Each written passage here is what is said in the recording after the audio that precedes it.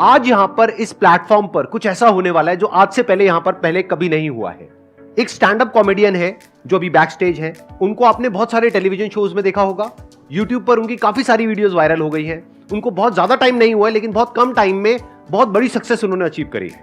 Let's give an energetic and warm welcome to the one and only Haseeb Khan.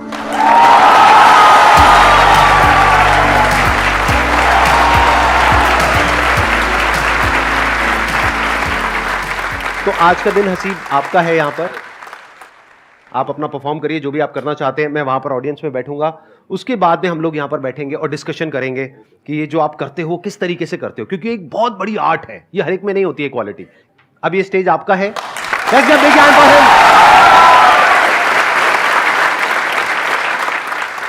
तो देखो, तुम लोग काफी टाइम निकाल के और संदीप सर काफी टाइम निकाल के आए, लेकिन मैं लाइफ में बहुत ज्यादा वेला आदमी रहा हूं। हाँ, मतलब मैं इतना वेला हूं, ऐसा कोई कपल अकेले में रोमांस कर रहा होता ना, उसमें लड़की कहती छोड़ो कोई आ रहा, शायद वो कोई मैं हूं।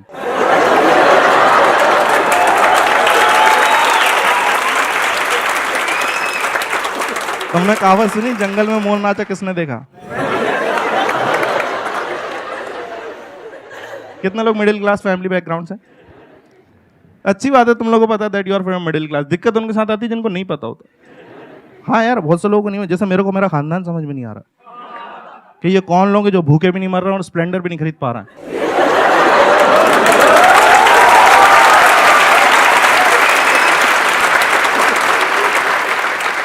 मैंने लोगों के घर में अच्छी अच्छी बातें होती देखी यार। किसी के घर में पॉलिटिक्स पे बात कर रही, क्रिकेट पे बात। मेरे घर पे इतनी वाहियात बातें चल रही। घर में सब बड़े मिलके एक ही बात कर रहे हैं यार, वो पहले ग्लूकोज वाले बिस्कुट में 16 आते थे, आजकल 12 ही आ रहा है।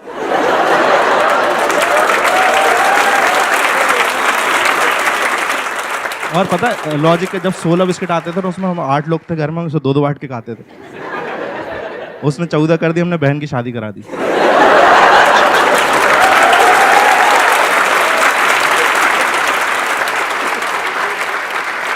तो उसने 12 करे, हमने भाई को दुबई भेजा काम करने।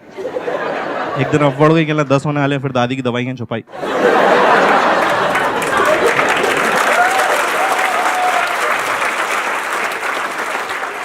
यार दादी बहुत याद आती सच में।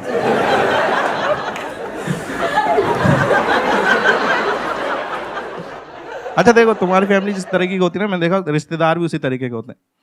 हाँ, वो उनके कैरेक्टर। मेरा एक रिश्तेदार ऐसा, वो कभी फोन नहीं करेगा। उसका फोन तभी आता है जब उसे किसी की मौत की खबर देनी होती है। उसको इसी चीज में मजा आ रहा है यार। उससे पहले कोई खबर दे जाओ उसे बुरा लग जाता। और इतनी जानकारी इकट्ठी करके फोन कर रहा है, सामने वाला रो रहा है, कह दो कि झूठे कराए नहीं, लाश सामने पड़ी।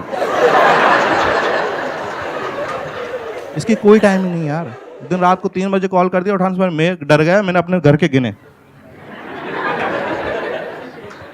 मेरा भाई नहीं था, मैं चिल्लाने लगा यार। वो बाथरूम से बिना धोए भाग के आया।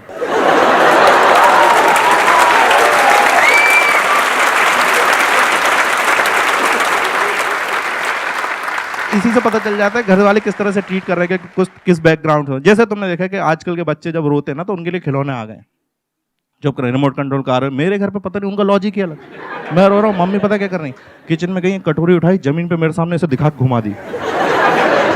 और मैं गधा हर बार चुप हो रहा हूँ देख के। मेरे भाई को बैडमिंटन खेलने का शौक था यार, उसे इन्होंने कुकर के ढक्कन से खिलवाया और सिर्फ 7 बजे तक खेलने देते थे उसे। कहते थे आगे दाल चढ़ेगी। अच्छा, कितने लोग यहाँ पे सिंगल हैं? हाँ देखो, मेरे को तुम्हारा कुछ करना नहीं है, बस मुझे देख के अच्छा लगता है।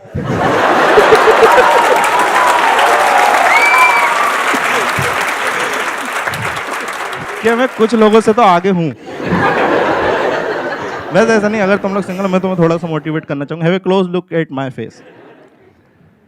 और 2014 में मेरी भी बंदी थी।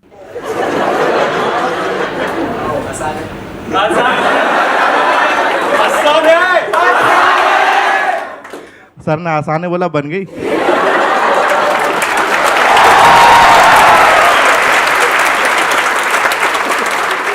वो तब बनी थी। और पता है कि वो बंदी बनती ना, और कई बार क्या होता है, जब आप मार्केट में निकलता ना एज ए कपल, तो कुछ कपल लोगों को राशि नहीं आते।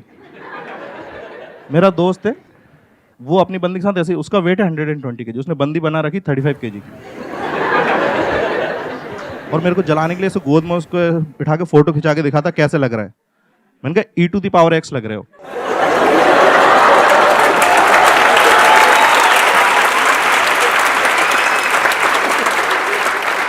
ये अलग लेवल होता है प्यार का। कहीं पे भी प्यार जाग जा रहा भाई। ताजमहल देखने गए आगरा, ताजमहल देख रहा, अंदर का शाहजहां निकल के बाहर आया, कल मुमताज को फोन लगा। फिर उस 19 साल के शाहजहां ने 17 साल की मुमताज को फोन लगाया और वो उठा ही नहीं रही। मुमताज सो रही है, उसे थोड़ी मालूम। 8 बार मैंने 11वीं बार में उठाया, मैंने बोला डेस्परेटली, मैंने कहा सुनो बहुत याद आ रही है, मुझे फ़ोन पे किस चाहिए। छोटी सी डिमांड है, तो उसने मेरे को 2 किस दिए और मैं बहुत खुश हुआ। पर 10 मिनट मेरा तब दिमाग खराब होगा जब एक मैसेज आया, उसमें लिखा था बोलो क्या कह रहे थे। उस दिन मेरे को 2 बातें पता चली। पहली ये कि इसकी मम्मी की और इसकी आवाज़ सेम है।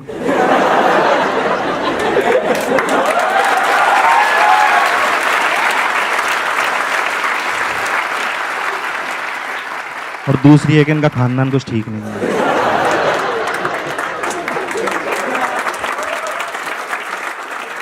अच्छा, तुम जितने भी सिंगल लोग हो ना, तुम देखना कभी ऐसा तुम्हारी लाइफ में फीमेल इंटरेक्शन कम होता है ना, तुम्हारे दोस्त हेल्प करने के लिए आते हैं। मतलब उनका कोई ऐसा तुम्हारी गर्लफ्रेंड नहीं बनाना चाहते, बस ऐसी दिखाते हैं मदद कर रहे हैं तुम्हारी, और अजीब अजीब सलाह देंगे। खास तौर पे अगर तुम बिलो एवरेज शक्ल के हो तो तुम्हें सच बताना सलाह जरूर मिलेगी कि लड़कियां ना शक्ल नहीं दिल देखती हैं। और फिर तुम्हें 2-3 महीने अच्छा भी लगता है कि सही बात है, लड़कियां दिल देखती होंगी। फिर समझ में आता है दिल दिखता है किसका है।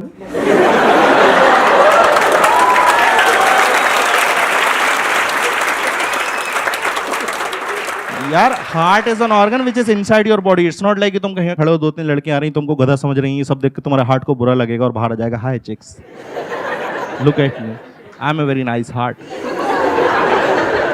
नहीं होता भाई ऐसा। और हार्ट इतनी अच्छी चीज है, उसे अंदर क्यों रखा हुआ है?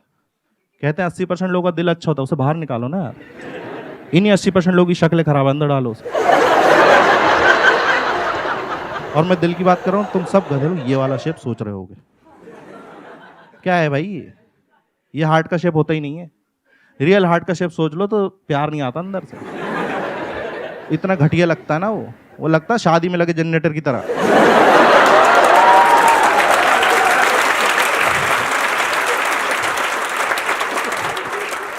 और देखो उसके बाद ना एक सलाह और मिलती है तुमको खास तौर पे कि एक काम करो, डेटिंग ऐप ज्वाइन कर लो।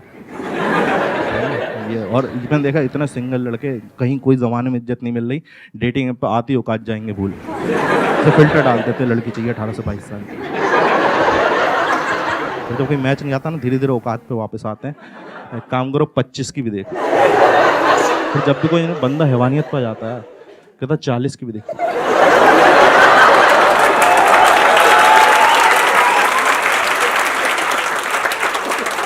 और मेरे इतने नखरी नहीं भाई, मैं डेटिंग ऐप पे सीधा से लिखता हूँ लड़की चाहिए वो भी जिंदा।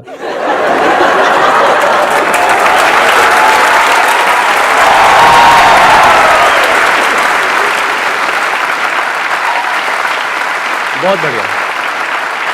अब यहाँ पर हम सोफाज वगैरह लगा देते हैं। माइक आप दे दीजिए, प्लीज हैव अ सीट, बैठिए।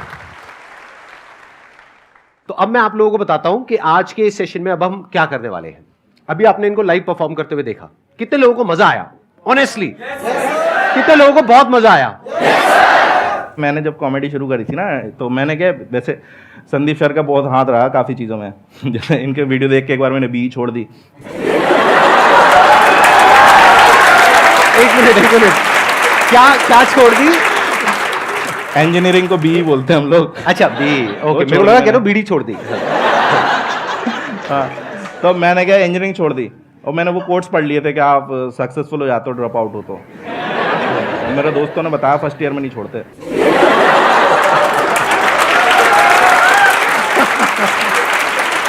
अच्छा, आप कॉलेज ड्रॉप आउट हो? हाँ, मैं दो कॉलेज से निकला हूँ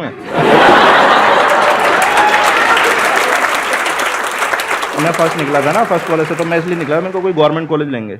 अब पता चला कि मिल तो गया लेकिन अब समझ में नहीं आ रहा, वहाँ कुछ निकल ही नहीं रहा, कुछ समझ में नहीं आ रहा, तो थर्ड ईयर में वहाँ से भी छोड़ दी। और ऐसा नहीं, मैंने सबसे मतलब पूरे 3 साल के कॉलेज में एक सबसे अच्छा काम करा था, कॉलेज की वेबसाइट बना दी थी मैंने। वो दिक्कत ये थी, उन्होंने कहा नहीं था बनाने को।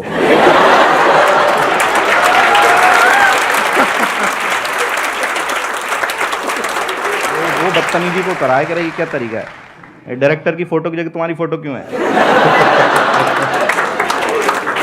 ये क्या डायरेक्टर मैसेज में वाहियात बातें लिखी हुई है कि don't study too hard, just fall for rich girls and money will come from their father's bank account.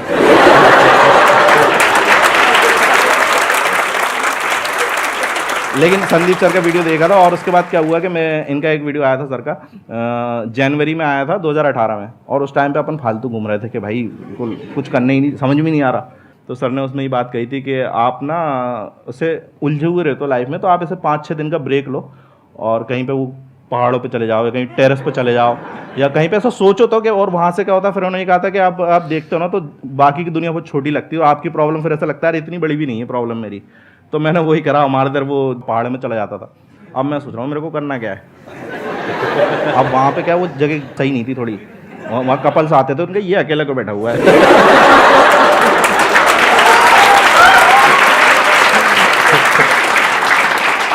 और मैं अपना सोच रहा हूँ मुझे करना क्या है।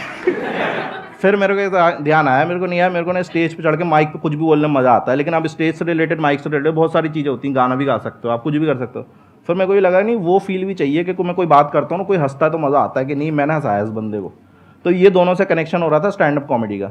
और फिर मेरा ये था कि जब मैं अच्छा करने लगा ना स्टैंड अप कॉमेडी में, तो मेरे को शुरू में पता चल जाता आपको जनता के रिएक्शन से। 5-6 महीने में मेरे को पता लगने लगा था कि मैं ये ऑडियंस में इससे ज़्यादा ऑडियंस में अच्छा करने लगा था।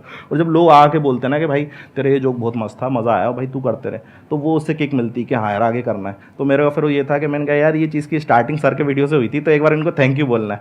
तो उसमें फिर ये भी था कि सर का ये रहता है कि मुझसे कोई मिल तो सकता नहीं चाह के। तो मैंने कहा यार अब देखते हैं कभी, पर कभी मिलना होगा तो मेरे को थैंक यू बोलना था सर। आपको उस वीडियो से सच बताऊँ मेरा बहुत फ़ायदा हुआ है। वो वीडियो मैंने देखा था और उसके बाद से मैं स्टैंड अप कॉमेडी में तो आ गया, और मेरे हिसाब से मैं ठीक ठाक कर रहा हूँ, बहुत अच्छा कर रहे हैं।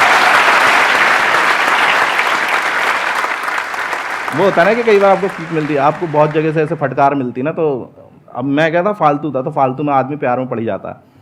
हाँ, तो एक हमारे मोहल्ले में एक बंदी थी, मैं उस पर ट्राई मार रहा था, तो उसने भाई साहब रिजेक्ट कर दिया, और उसने ये बोल दिया कि यार तुम्हारे में और मेरे में ना ज़मीन आसमान का फ़र्क है, ऐसा बोल के रिजेक्ट कर दिया। तो मैंने फिर एक वो मिला, गुस्सा आया, और प्लस सर का वीडियो देखा, वो दोनों का कॉम्बिनेशन इतना बड़ा कि फ़र्क तो रहने दिया, ज़मीन आसमान बदल दिया अपन ने। क्या बात है।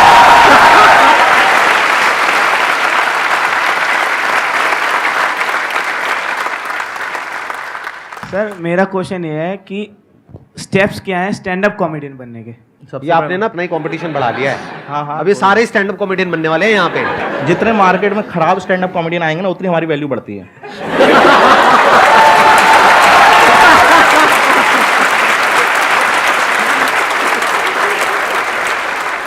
वो एक मीम है ना, गजब बेइज्जती है।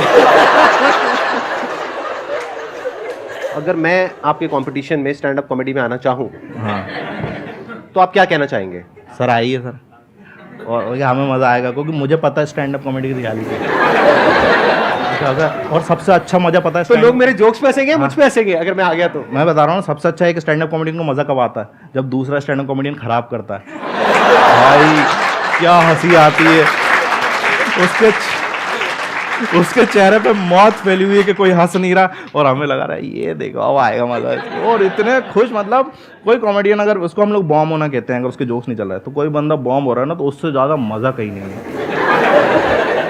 देखो सबसे पहले तो ये है कि आपने स्टैंड अप कॉमेडी करनी है, तो सबसे पहले तो अपना काम धंधा नहीं छोड़ना है आपको, कि ये नहीं कि मैंने आज ही छोड़ना जो कर रहा हूँ मैं। ये था कि मैं जब कॉमेडी करता था ना, तो कॉमेडी से एकदम से पैसा नहीं आता। अगर आप फॉर एग्जांपल उसके हिसाब सोच रहे हो उसको करियर बनाने के, उससे तो उससे एकदम से पैसा नहीं आता। और स्टैंड अप कॉमेडी में पैसा लगता बहुत है शुरू में, कि भाई आपको ट्रैवल करना, जैसे आपको फॉर एग्जांपल ओपन माइक करना है, आपने 5 मिनट लिखे, अब आपको ट्राई करने जाना है कहीं पे कि भाई मेरे को पता तो चले ये मुझे ही फनी लग रहा है, इन सबको भी फनी लग रहा है, पता चला तुम्हें फनी लग रहा है, स्टेज पे गए और वहाँ पे कोई हंसी नहीं रहा। अब आप वहाँ जाओगे, भाई आपका ट्रैवल का भी लगेगा, ठीक है, तो एक ओपन माइक तो करना नहीं है। और मैं बता रहा हूँ, मैंने 150-200 करे, यहाँ पे लोग 500-500 कर लेते हैं एक साल में, इतना है दिल्ली में, और करने ही पड़ते हैं, मतलब उसके अलावा कोई ऑप्शन ही नहीं है। तो मैंने 4 साल में फॉर एग्जांपल ये मान के चलो, अपने स्टैंड अप कॉमेडी में जब तक मैंने अपना वीडियो रिलीज़ नहीं करा था, मैंने 3.5 से 4 लाख रुपए खुद से लगा दिए थे उस शॉप से कमा के। हाँ, ये बात अलग है जब वो वीडियो आया था इतना चला कि वो उसने 1 महीने में कवर अप कर दिया उसका, लेकिन आपको शुरू में लगाने पड़ेंगे। तो कभी भी उसमें मत जाना कि यार बहुत मज़ेदार आर्ट फॉर्म होती है, तो पहले तो कुछ ऐसा काम करते रहना। प्लस बस ये है कि आपको जब लोग आके बताने लगे कि आप अच्छा करते हो, तो आपको खुद ही मज़ा आने लगता है, और आपको नहीं बताने लगे तो भी समझ में आ जाता है कि आप तो नहीं करनी है। तो कहीं कहीं पे कुछ चीज़ों को छोड़ना भी पड़ता है। कुछ कुछ मैंने स्टैंड अप कॉमेडी से देखे 4-4, 5-5, 6-6 साल से कर रहे हैं, उनको जोक तो आज भी हंसी नहीं आ रही, लेकिन वो जस्ट बिकॉज कि नहीं मोटिवेटेड रहना, अपना करियर बिगाड़ लेना। अरे कहीं कहीं समझ भी जाओ, थोड़ा रहम भी तो करो ऑडियंस पे। मेरे से एक बंदा बहुत पूछता था कि भाई कॉमेडी करनी, मैं उसको समझा रहा हूँ और वो समझ ही नहीं रहा। मैं कह रहा हूँ ऐसा ऐसा कर ले, कह रहे ये तो पता है मेरे को, आप तो ये बताओ। फिर दूसरा ये तो पता, और वो 6-3 महीना उसको ऐसा समझाया ना कि वो कॉमेडी छोड़ के केक बनाता है आजकल।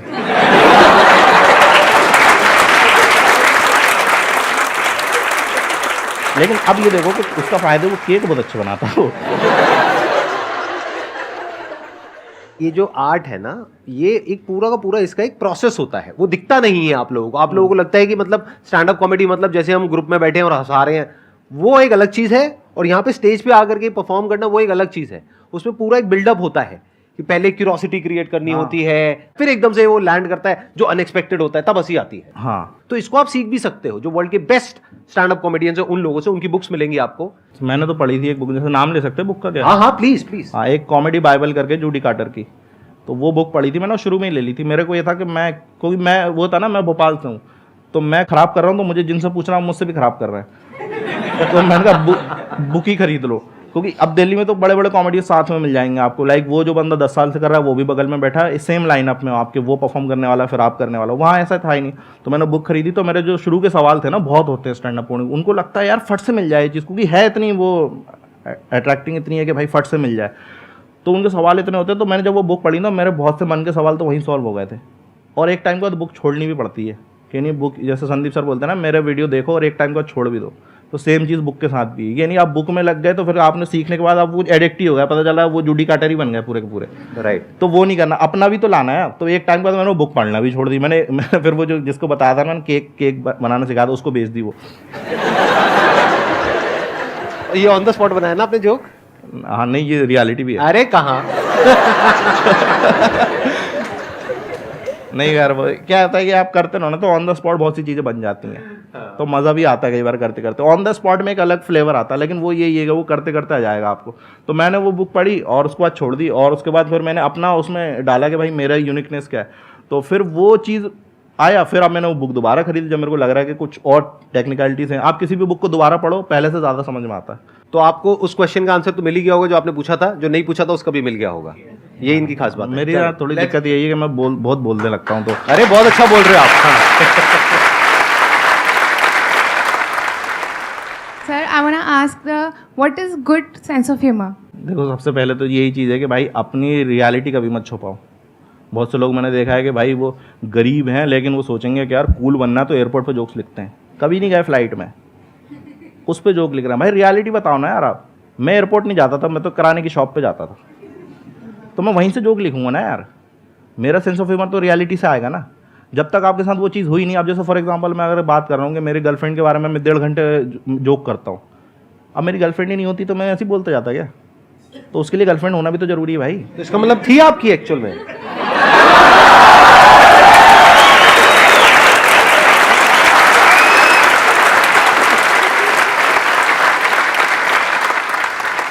कहाँ थे अपन? हाँ, तो वो वही। हाँ, तो जो उसके साथ हरकत हुई ना, अब उसके साथ जैसे घूम रहा है बंदी के साथ ऐसे ही होता है। आप घूमने जा रहे हो तो अजीब अजीब हरकत। अब क्योंकि मेरे साथ वही है, मेरे जब भी मैं इतना डिमोटिवेट हो जाता था, मेरे को पता था, मेरे को ऐसा लगने लगा था एक टाइम के बाद कि प्रपोज का मतलब ना ही होता है। और मैं तैयार रहता था उसके लिए कि ना होगी तो क्या करना है। संदीप महेश्वरी की वीडियो देखने हैं।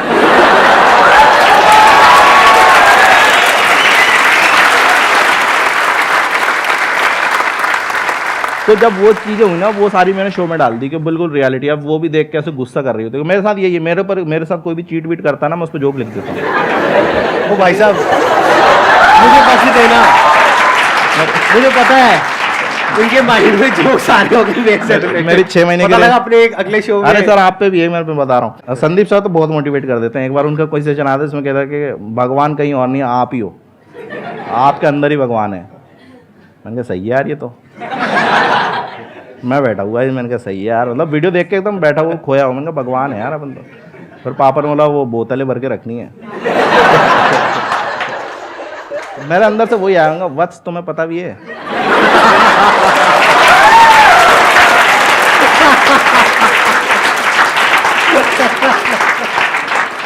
कि तुम किससे बातें कर रहे हो। उस दिन मुझे पता चला जो बड़ा वाला लठ होता है ना, वो एड़ी पे बहुत जोर का लगता है।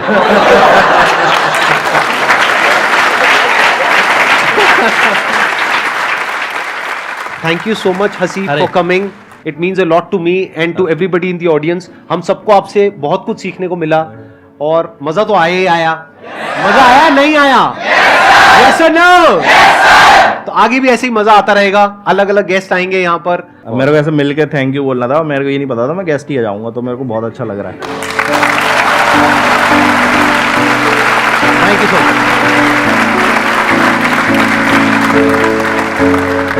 मच।